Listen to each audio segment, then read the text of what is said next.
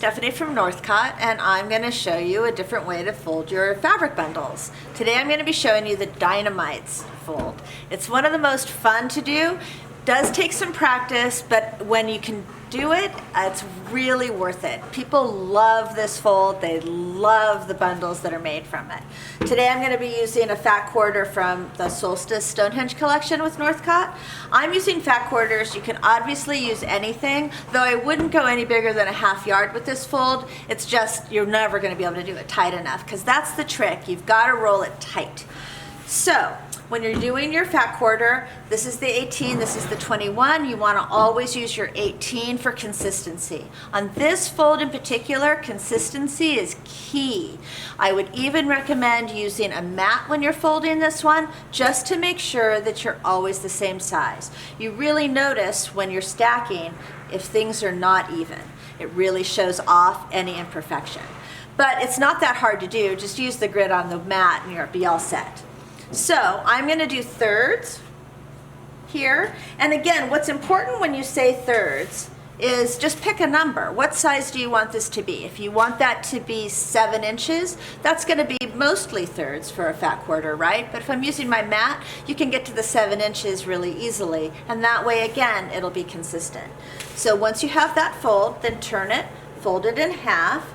Make sure that you're even. Now, as you can see here, I can see a little edge poking out, so here's my cheater. Well, then we'll just make that the top then, so I'm just gonna hide that right now. I don't have to redo it. Then you go right to the edge, not all the way, just mostly. And then here's the trick. You've got to get a nice big part to grab onto to really start it. I can't do it with just a thin amount, and I don't want to have to roll for too long because you'll start going all over the place. This is the trick.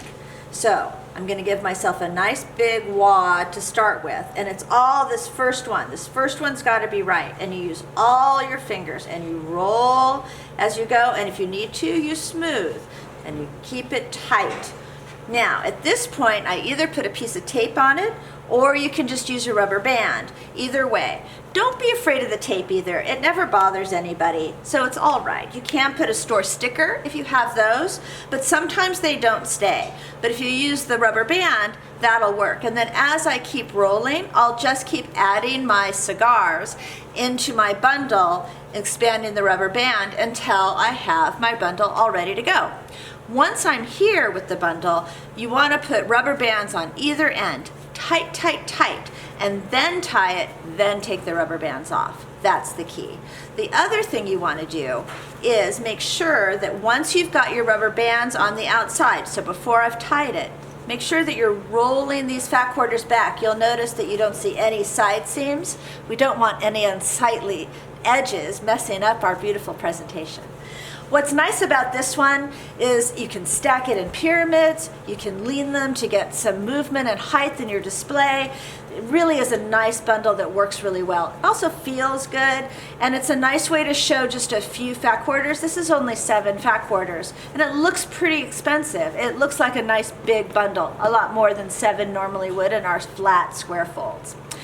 So come join me again in Northcott when we find a new fold for you.